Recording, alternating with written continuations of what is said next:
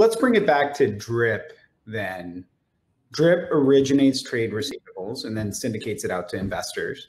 Tell maybe the audience a little bit more about DRIP's model and what's unique about what you're doing. Sure thing. So what we've done is DRIP has developed a software platform that has automated the origination of trade receivables, the underwriting and risk management, and then the syndication to investors. And as part of that automation, we've integrated with data sources, global data sources associated with insurance companies, with cross-border trade, with customs, with credit bureaus, over 20 such data sources. So we can make an automated underwriting decision in a highly scalable, fast fashion. Our goal is to originate a very high volume of high quality trade receivables.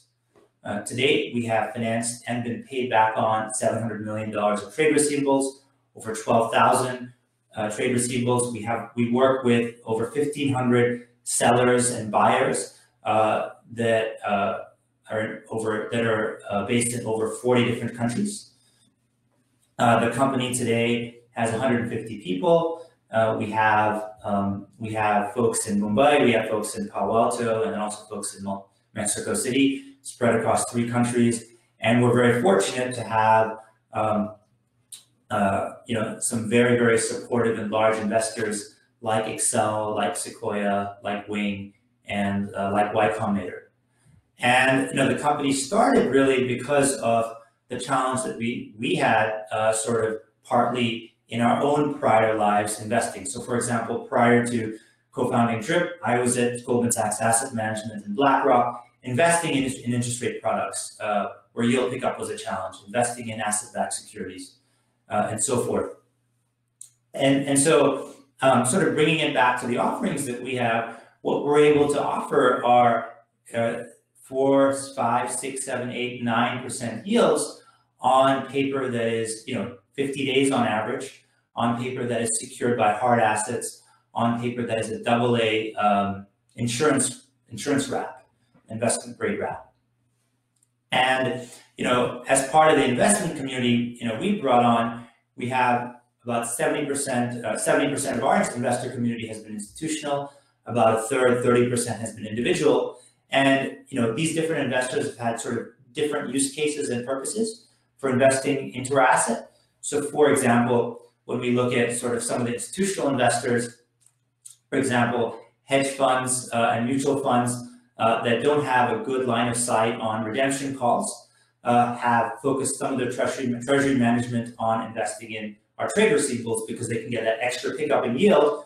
But because of the short duration nature, if there's a redemption call, the trade receivable will mature and they can pay back the investor.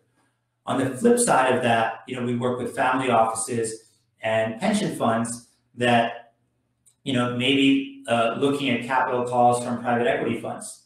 And so it's important for them to get liquid, for them to be liquid, and trade receivables offer an opportunity there.